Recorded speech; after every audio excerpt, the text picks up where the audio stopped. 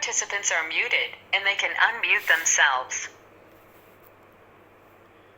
ओम नमोर्यंताणं नमो सिद्धाणं नमो आर्याणं नमो वज्रायणं नमो लोहे सव्वसाहुणं मंगलं भगवान् वीरो मंगलं गौतमो गणी मंगलं कुन्दकुन्दार्यो जैनधर्मोऽस्तु मंगलम्। ओंकार बिंदु संयुक्तं नित्यं जायन्ति योगिनो कामदं मोक्षदं चैव ओंकाराय नमो नमः। अहोपकार जिनवरनो कुंदनो ध्वनि दिव्यनो जीन कुंद ध्वनि आप्या अहो आ गुरु कहाननो तुझ ज्ञान ध्यान नो रंग अमया दर्श रहो ओ शिव पद तक तुझ संग माता हाथ ग्रहो। ये जैन सिद्धांत प्रवेशिका है। पंडित दौलत राम जी ने उसकी रचना की है। उसमें दूसरा अध्याय चलता है। दूसरे अध्याय में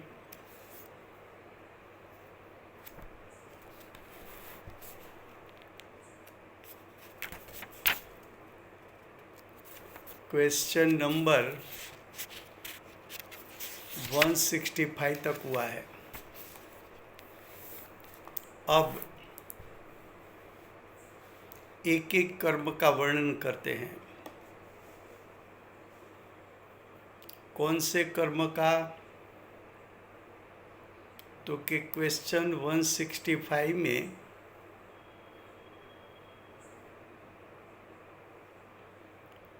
नाम कर्म की 93 प्रकृति एक साथ दिया था। अब क्वेश्चन 166 गति नाम कर्म किसको कहते हैं?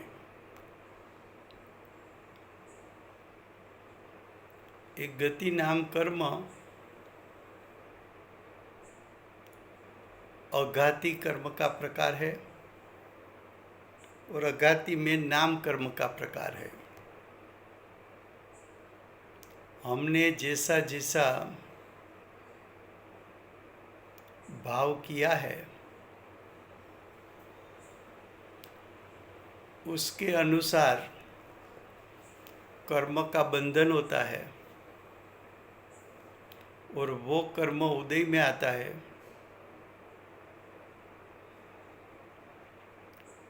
तो गति नाम कर्म उसके उदय में जीव को आकार नरक गति में नारकी के शरीर अनुसार, तिर्यंच गति में तिर्यंच शरीर अनुसार, मनुष्य गति में मनुष्य शरीर अनुसार और देव गति में देव गति के शरीर अनुसार आकार मिलता है। तो गति नाम कर्म के फल में जीव को गति प्राप्त होती है और जो गति में जाएगा उस गति का उसको आकार मिलेगा। तो गति 4 है, तो नाम कर्म 4 होना चाहिए। तो 4 गति नाम कर्म का नाम है तिर्यंश गति नाम कर्म, नरक गति नाम कर्म, मनुष्य गति नाम कर्म और देवगति नाम कर्म। अब जाति किसको कहते हैं?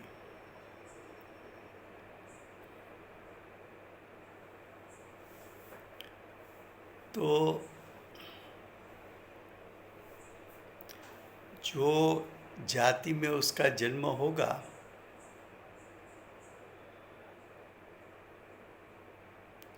उस जाति अनुसार उसको उस जाति के समान स्वभाव वाले पदार्थों को वो ग्रहण करता है। उसका अर्थ क्या? तो कि जाति का अर्थ है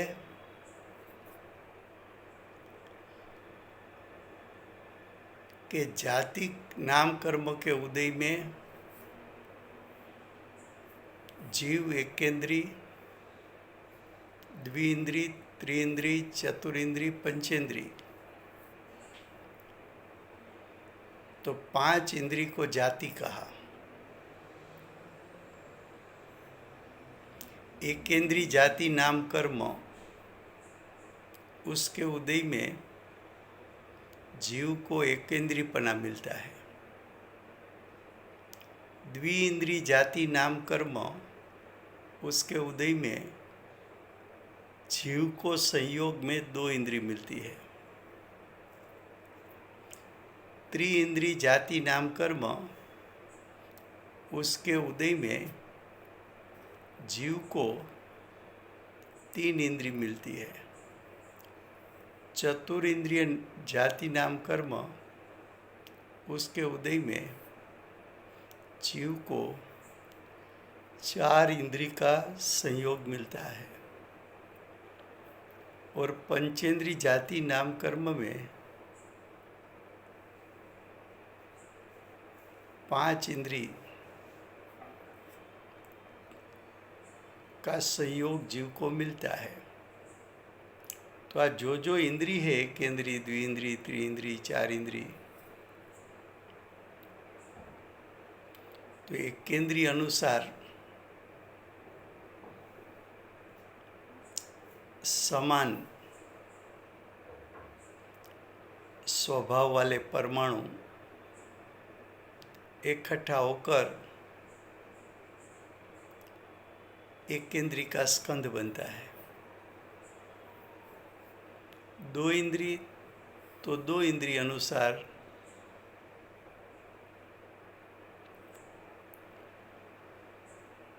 कार्म 2 इंद्रिय अनुसार परमाणु समान स्वभाव वाले इकट्ठा होकर 2 इंद्री की रचना करता है। उसी प्रकार 3 इंद्री, 4 इंद्री, पंचेंद्री, ये जो इंद्रियों में क्रम निश्चित होता है। जैसे कि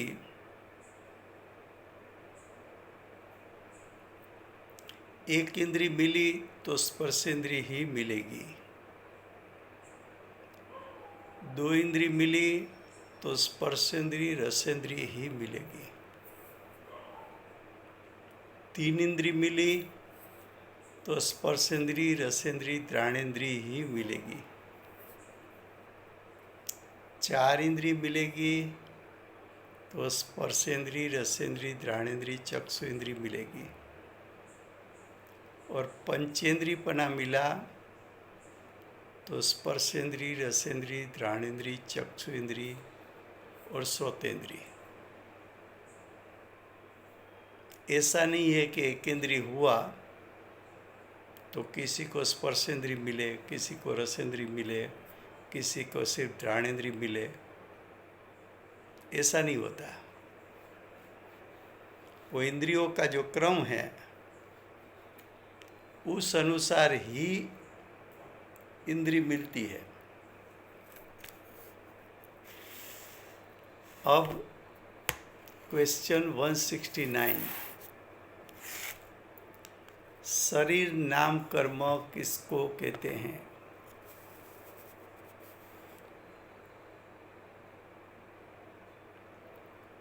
तो शरीर नाम कर्म के उदय में आत्मा को संयोग में औदारिक आदि शरीर मिलते हैं। औदारिक आदि का अर्थ है शरीर 5 प्रकार का है। औदारिक, वैक्रिक, आहारक, तेजस, कार्मण। लेकिन जो ये शरीर मिलता है उसका भी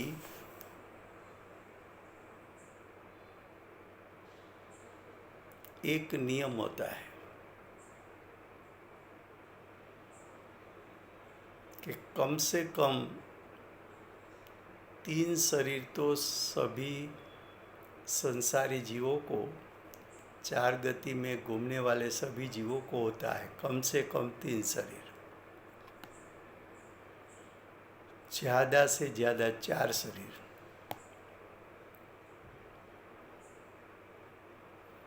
तो 3 शरीर में आप राजू भाई, हाँ, ऐसा बोलते हैं कहीं कहीं पर कम से कम 2 शरीर, तो हाँ ऐसा वो क्यों विग्रह बोलते हैं? गति में, विग्रह गति में। अच्छा अच्छा, ठीक है। हाँ, प्रश्न क्या है कि ऐसा भी बोला जाता है कि कम से कम 2 शरीर मिलता है। तो कि जब 4 गति की बात करो तब कम से कम 3, ज़्यादा से ज़्यादा 4। लेकिन विग्रह गति की बात करो तो सभी विग्रह गति में सभी जीवों को 2 शरीर ही होता है। किसी को 1, किसी को 3, ऐसा भी नहीं, सिर्फ 2 ही होता है।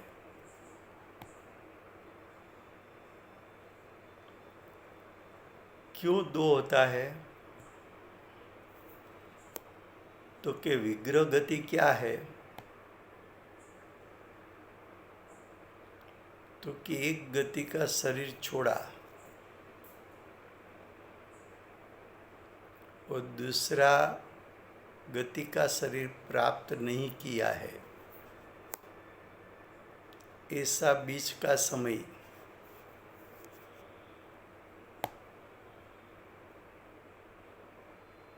वहाँ 2 शरीर क्यों होता है? तो कि जीव एक गति में से दूसरी गति में जाएगा तब तेजस और कार्बन शरीर साथ में लेके जाता है।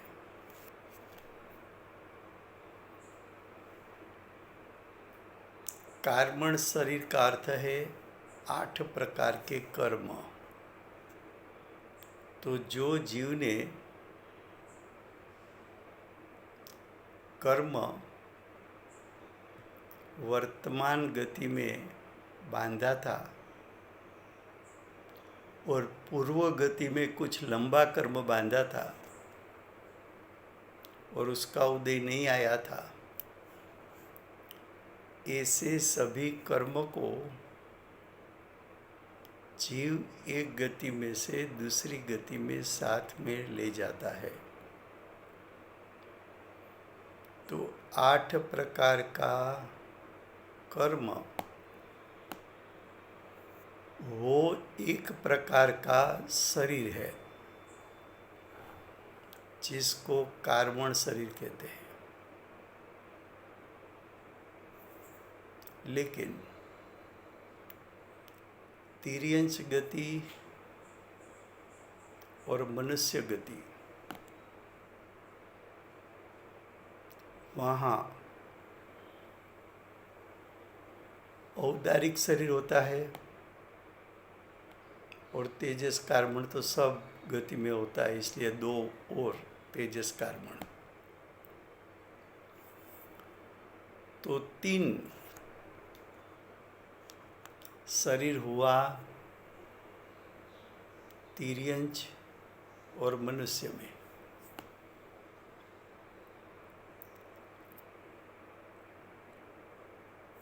नरक और देव गति में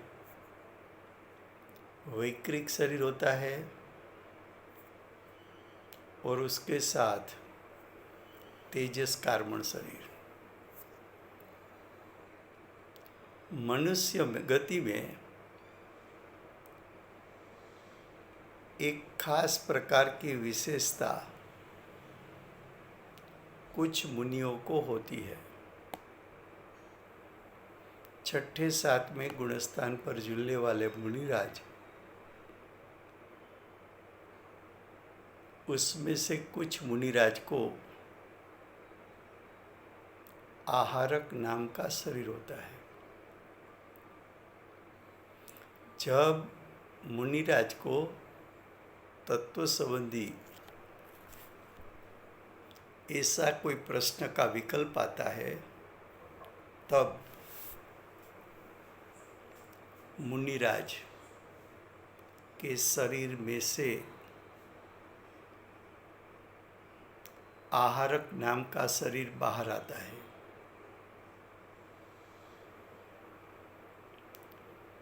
वो आहारक शरीर जहाँ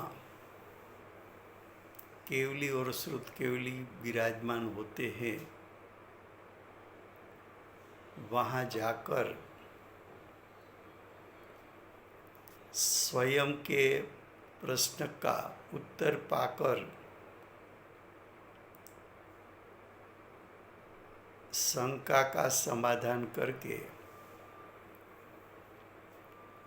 वो आहारक शरीर वापिस आता है, फिर मुनिराज के शरीर में समा जाता है। जब मुनिराज का मूल औदारिक शरीर उसमें से बाहर निकला आहारक शरीर, तो मुनिराज का जो आत्मा है उसका क्षेत्र, उसका प्रदेश मूल औदारिक शरीर और जो आकाश गमन करने वाला आहारक शरीर के साथ मुनिराज के आत्मा का क्षेत्र जुड़ा हुआ रहता है, दोनों के बीच में।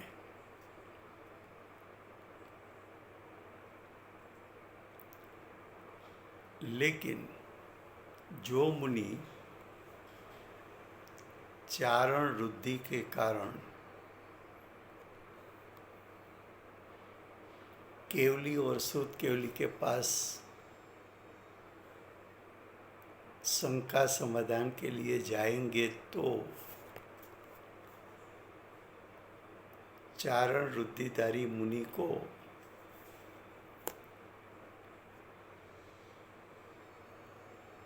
जो वर्तमान शरीर औदारिक है उसको साथ में लेकर आकाश गमन करते हैं। चारण रुद्धि वाले मुनि को 2 की आवश्यकता नहीं,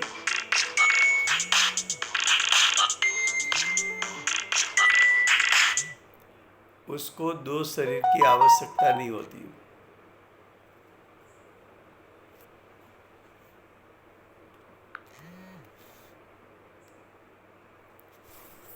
तो ये शरीर नाम कर्म के उदय में औदारिक शरीर, वैक्रिक शरीर, आहारक शरीर, तेजस शरीर, कार्मण शरीर की रचना होती है। अब क्वेश्चन 170, निर्माण नाम कर्म।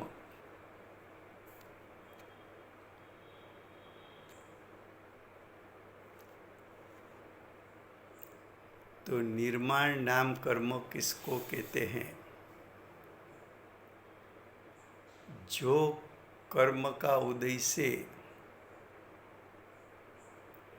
आंगोपांग की, आंगोपांग का अर्थ है अंग उपांग। हाथ अंग है, पंजा अंगुली उपांग है, सिर अंग है, आँख कान उपांग है। तो निर्माण नाम कर्म का कार्य क्या? तो निर्माण नाम कर्म के उदय के कारण अंग उपांग की रचना होती है।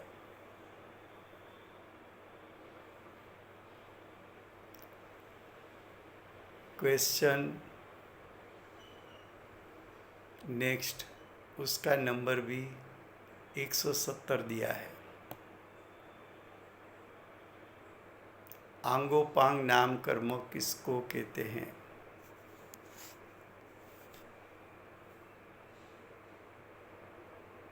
उत्तर,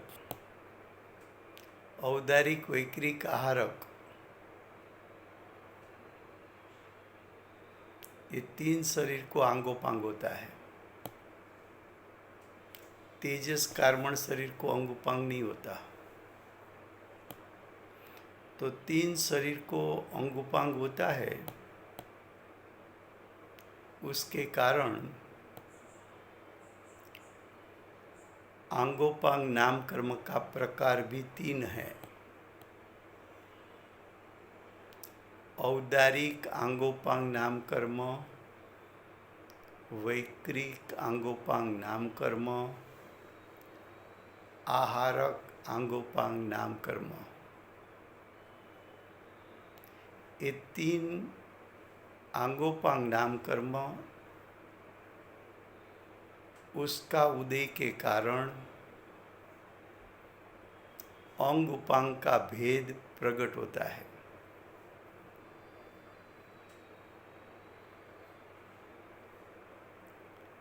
जैसे कि हम मस्तक कहते हैं, पीठ कहते हैं, हृदय कहते हैं, उदर कहते हैं, हाथ पांव कहते हैं, कपाल, नासिका, जो कुछ भेद करते हैं अंगोपांग का, वो अंगोपांग नाम कर्म के कारण कर सकते हैं।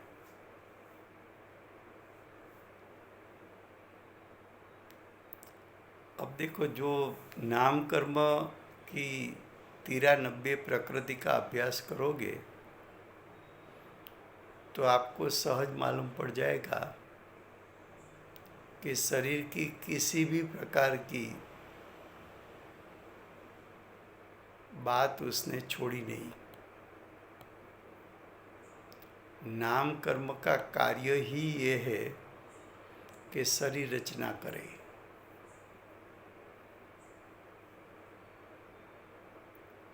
तो आप 93 कर्म का अभ्यास करोगे तो आपको मालूम पड़ जाएगा कि शरीर की रचना, कोई बच्चे का जन्म होने वाला हो तो उसकी शरीर की रचना जो होती है वो बच्चा के नाम कर्म के उदय अनुसार होता है, और उसके उदय अनुसार उसको बाह्य संयोग भी मिल जाता है।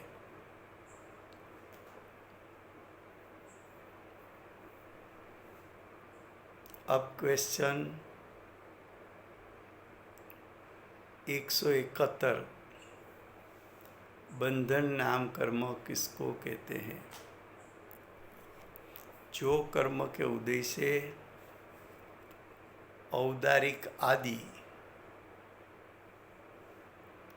औदारिक आदि का अर्थ है औदारिक, वैक्रिक, आहारक, तेजस, कार्मण, पांचों शरीर के परमाणु परस्पर संबंध को प्राप्त होकर जो 5 प्रकार के शरीर है उसके अनुरूप परमाणु परस्पर स्कंदरूप होकर शरीर की रचना करते हैं। तो जो शरीर के अनुरूप परमाणु एक दूसरे के साथ बंध को प्राप्त होता है, इसलिए उसको बंधन नाम कर्म कहने में आता है। शरीर 5 है तो बंधन नाम कर्म भी 5 है। अब संघात नाम कर्म 172 क्वेश्चन। संघात नाम कर्म किसको कहते हैं? तो संघात कर्म के उदय से औदारिक आदि शरीर यानी पांचों शरीर के परमाणु छिद्र रहित एकता को प्राप्त होते हैं। परमाणु परस्पर उसी प्रकार बंध को प्राप्त होते हैं कि छिद्र न रहे। शरीर 5 है तो संघात नाम कर्म भी 5 है। क्वेश्चन 173, संस्थान नाम कर्म किसको कहते हैं?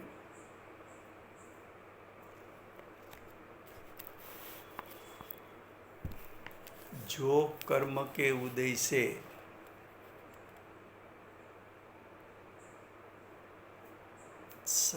शरीर की आकृति यानी सिकल यानी शरीर का आकार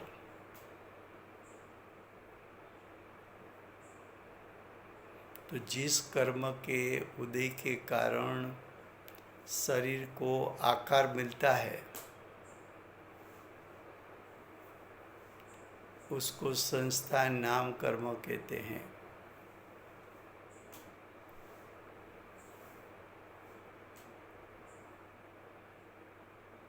चारों गति में जीवों को शरीर का आकार विविध प्रकार का यानी 6 प्रकार का हो सकता है। उसमें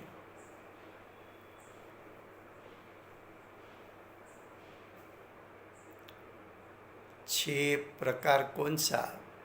तो एक है समचतुरस संस्थान, दूसरा न्यग्रोध परिमंडल संस्थान, तीसरा स्वाति संस्थान, चौथा कुंभजक संस्थान,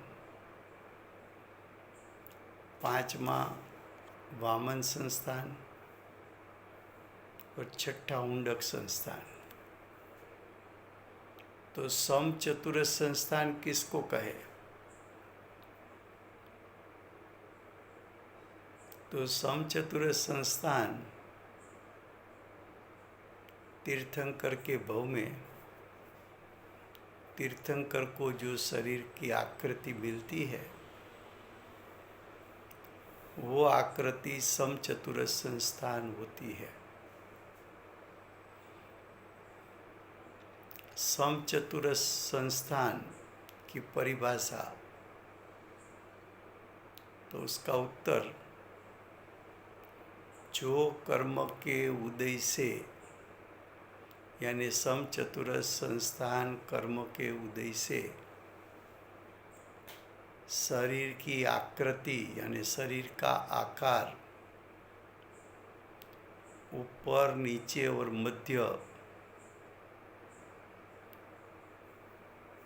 तीनों में समान विभाग होते हैं।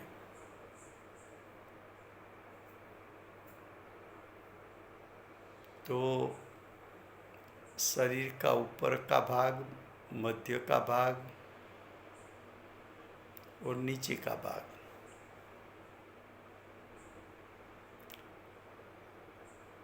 तीनों का आकार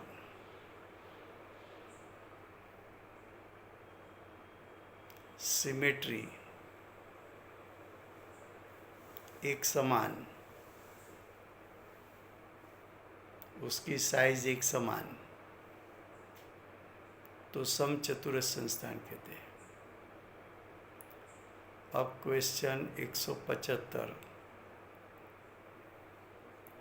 न्यग्रोध परिमंडल संस्थान किसको कहते हैं? उत्तर, जो कर्म के उदय से जीव का शरीर वड़ के पेड़ जैसा हो, अर्थात जिसका नाभि से नीचे के अंग छोटे और ऊपर के अंग बड़े,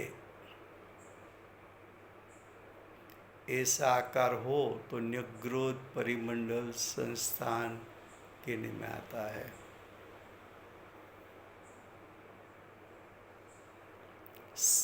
अब क्वेश्चन 176, स्वाति संस्थान किसको कहते हैं?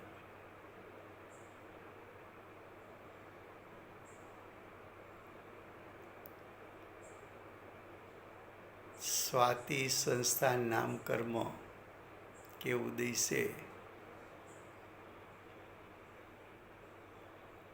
नाभि के नीचे का भाग स्थूल यानी मोटा, बड़ा, और ऊपर का भाग पतला, ऐसा शरीर का आकार हो तो स्वाति संस्थान कहते हैं।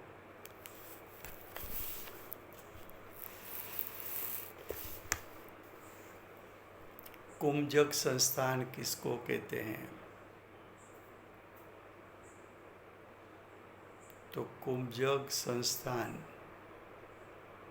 नाम कर्म के उदय से कद्रूपा शरीर हो, बिहामणा, जिसको देखने से डर लागे,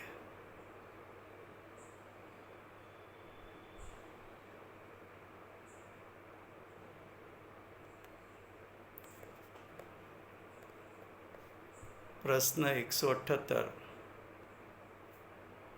वामन संस्थान किसको कहते हैं?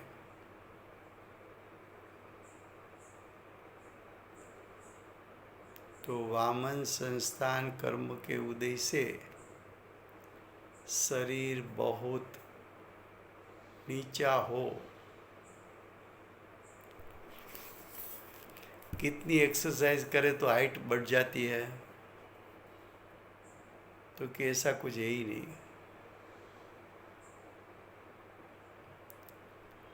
तूने वामन संस्थान बांधा है तो कितनी भी एक्सरसाइज करे शरीर की हाइट जैसी है वैसी रहेगी।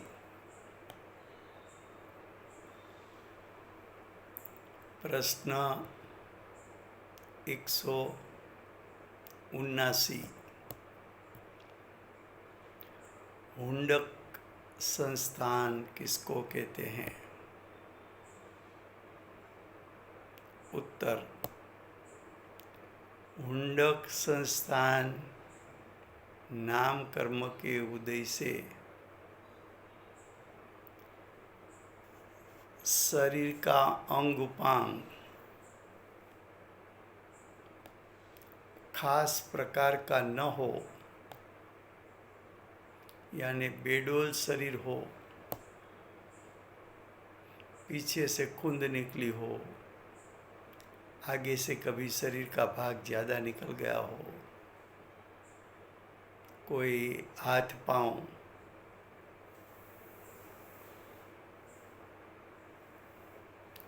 वो मरोड़ वाला हो,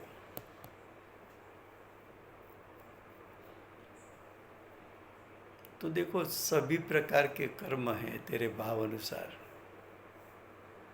और उसके फल में शरीर का संयोग होता है। अब क्वेश्चन 180। सहनन नाम कर्म किसको कहते हैं?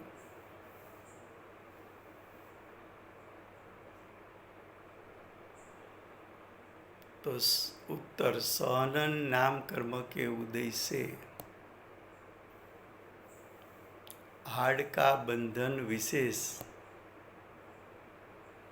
होता है, उसको सहनन नाम कर्म कहते हैं। तो क्या है कि शरीर में हड्डी पसड़ी है, उसको जोड़ने वाले स्क्रू है, शरीर में नलिका है, वो परस्पर जो बंध को एक दूसरे को साथ बंधन को प्राप्त होते हैं, वो सहनन नाम कर्म के उदय के कारण होता है। सहनन नाम कर्म 6 प्रकार के हैं। वज्र ऋषभ नाराज सहनन, वज्र नाराज सहनन, पहले में था वज्र ऋषभ, दूसरे में ऋषभ निकल गया, वज्र नाराज सहनन, तीसरे में वज्र भी निकल गया, नाराज सहनन, चौथा अर्ध नाराज सहनन,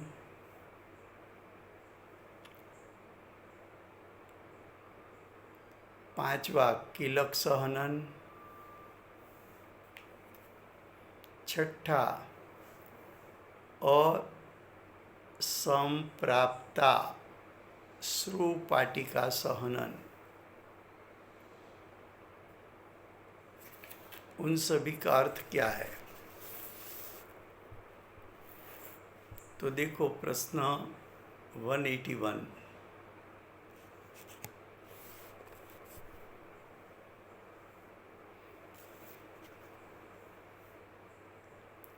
वज्र ऋषभ नाराज सहनन किसको कहते हैं?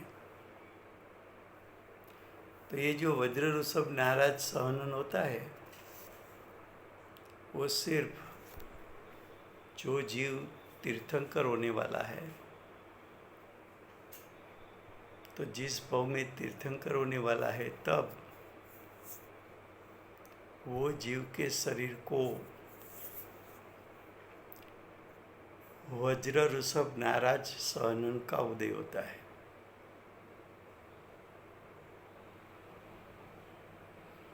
तो जिसको वज्र ऋषभ नाराज सहनन उदय से वज्र का हार्ड, वज्र का वेस्टर्न और वज्र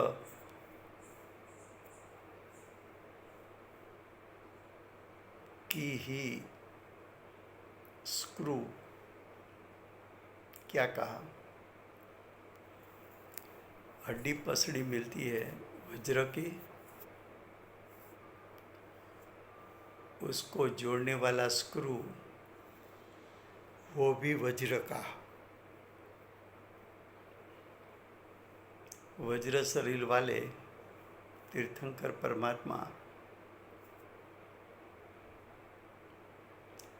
पर्वत पर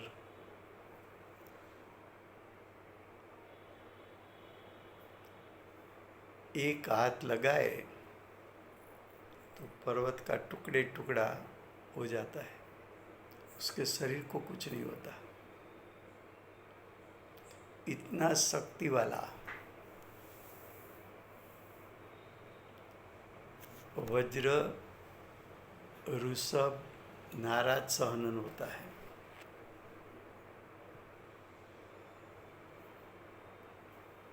अब प्रश्न 182,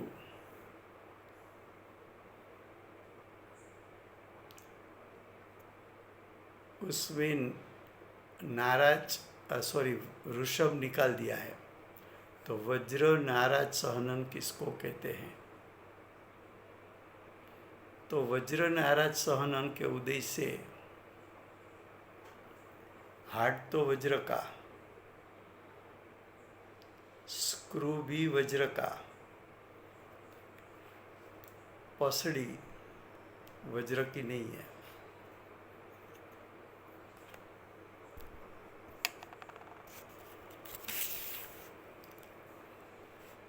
क्वेश्चन 183,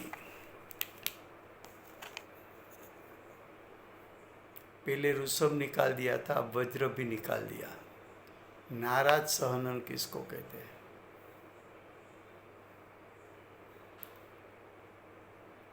तो नाराज सहनन कर्म के उदय से वेस्टर्न और खिल्लियों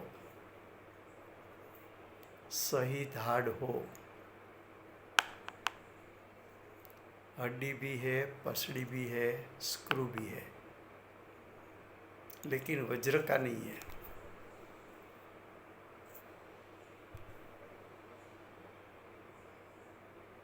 अब क्वेश्चन 184, अर्ध नाराज सहनन किसको कहते हैं?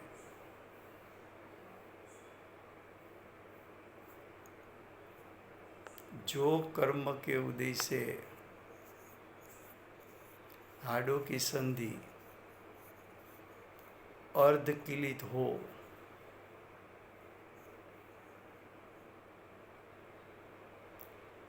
आपको मालूम होगा कि अवर सवर दो हड्डी ऐसी हो कि एक दूसरे में फंसा दे तो एक दूसरे को पकड़ ले। तो ऐसी तरह अर्धनाराज सहनन में हड्डी ऐसी हो कि एक दूसरे को चेन की माफिक पकड़ के एक दूसरे के साथ संधि कर सकते हैं। क्वेश्चन 185, कीलक सहनन किसको कहते हैं?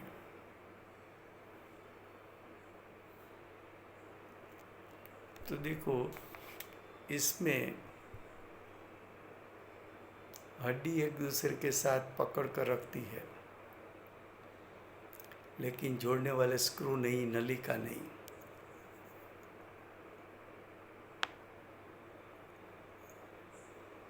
लास्ट 186 असंप्राप्ता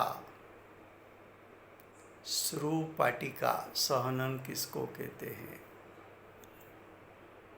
जो कर्म के उदय से भिन्न भिन्न हाड़ नसों से बंधा हो।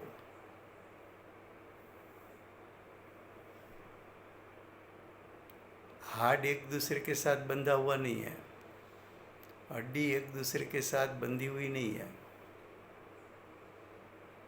लेकिन हड्डी को बंधन के लिए नलिका है। समय हुआ है, यहाँ तक रखते हैं।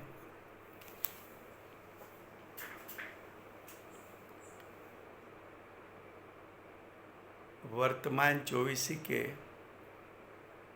आखिरी तीर्थंकर, दिव्य ध्वनि के दातार, बाल ब्रह्मचारी महावीर भगवान की जय हो। महाविद्य क्षेत्र में विराजते हुए प्रथम तीर्थंकर, धर्म धुरंधर, अनंत चतुष्टय के धारक, दिव्य ध्वनि के दातार, शासन उपकारी श्री सिमंदर भगवान की जय हो।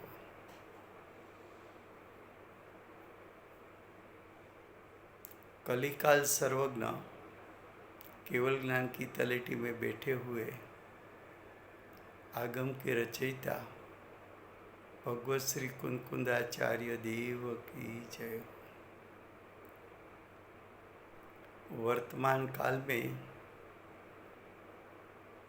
जीव की मुख्यता से कर्म का स्वरूप समझाने वाले, तीर्थ के नायक, तीर्थ के स्थापक, तीर्थ के प्रवर्तक, परम कृपाणु श्री सद्गुरु देव की जय हो। पूज्य गुरुदेव का महिमा बताने वाले सम्यक दर्शन विभूषित, जाति स्मरण ज्ञान विभूषित प्रसन्न मूर्ति भगवती मात की जय हो।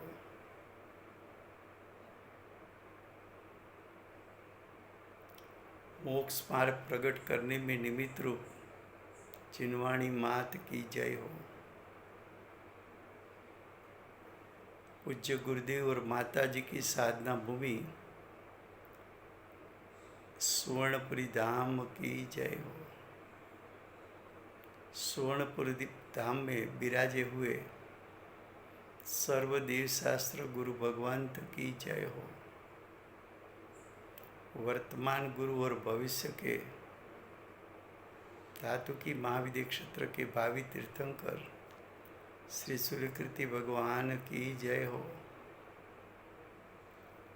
श्री सूर्यकृति भगवान के समोषण के मुख्य गणधर देवेंद्र कृतिनाथ भगवान की जय हो।